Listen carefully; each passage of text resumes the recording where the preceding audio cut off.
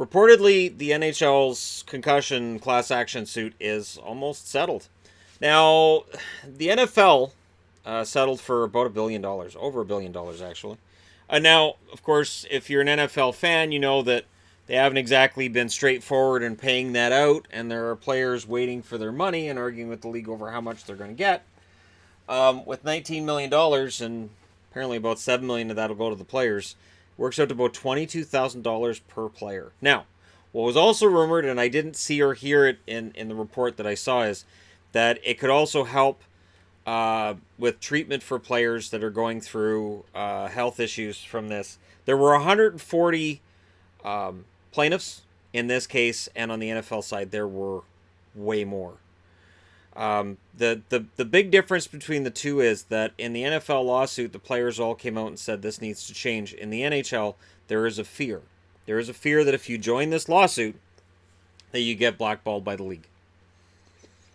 And we've seen it.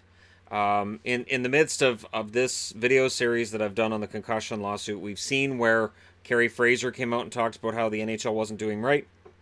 And emails were leaked out between Bill Daly and Gary Bettman basically saying, are we paying him anything? Can we cut him off? Because he's coming out and saying something about us publicly. I have not been on the side of the NHL in this. I've been on the side of the players because of that very fact. That if you're dealing with health issues, but you feel like you're not allowed to say anything because if you do, the NHL might blackball you for it, that's not fair. Now, not every player is going to accept this. Dan Carcillo's already said he wants to stay in court. Mike Peluso, same thing, and the family of Steve Monador is highly unlikely to accept $22,000. Monador went through 11 concussions in his career, including 4 in 12 weeks, and was repeatedly cleared to play when he shouldn't have been. And Montador is no longer with us. So we are definitely staring down the fact that it'll be when these cases go to court. So when Carcillo's case goes to court, Peluso's, and others, when those cases go to court, it's going to be really interesting to hear how the NHL argues against the long-term brain injury thing. Because to me, if you're settling out of court, you're admitting culpability. You're kind of admitting culpability by settling, right? And it's tricky.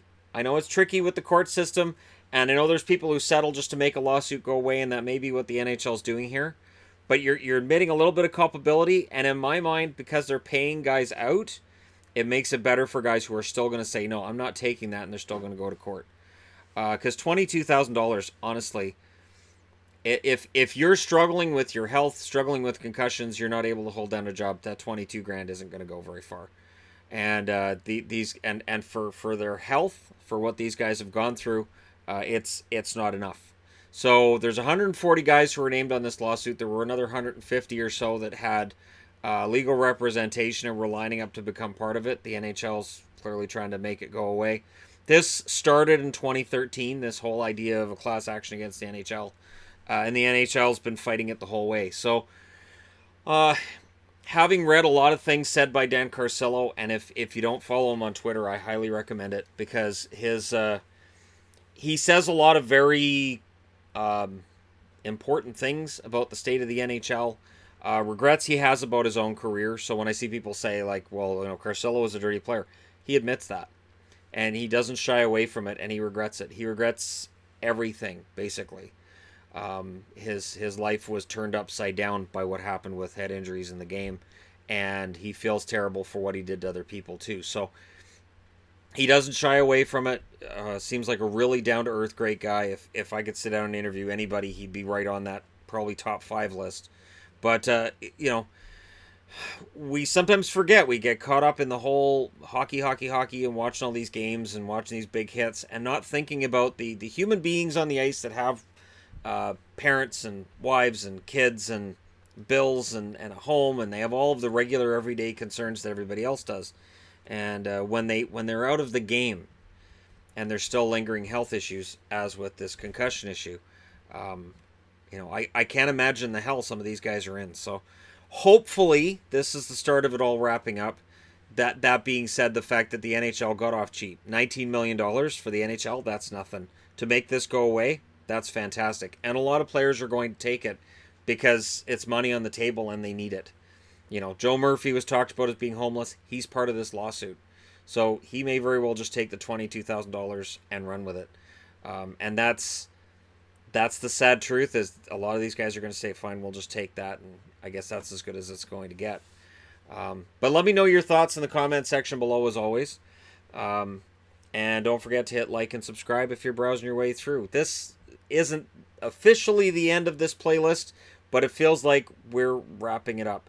Although I don't think we'll ever stop talking about concussions in the game, because it's a very physical game. It is a violent game, and players move really fast, and there's a lot of collisions. You're never going to get concussions out of the game. It's not going to happen. But when they do, all these players who've retired and are dealing with these symptoms, all they're saying is the NHL should be able to provide them with the health coverage they need to pay for their medical needs. And it's not an exorbitant amount of money for a league that makes so much, for them to be able to help guys who've retired. And not only that, but from a PR standpoint, you look really good if you're helping guys out who retired, and you're making sure that they're able to function and maintain themselves in life. They're not asking for all their bills to get paid, just the medical side of it, based on injuries that they acquired while playing the game. So there you go. And my heart, of course, goes out to all of the other players who get hurt playing junior, playing college, playing wherever, and they don't have any kind of recourse like this. It's a rough part of the game, and I know that there's going to be equipment changes in the years coming up. There's talks of new kinds of helmets and all these other things. You're never going to get it out. I know that. I'm not stupid. I know you're never going to get it out of the game. But at least making the game safer, it's always worth looking into.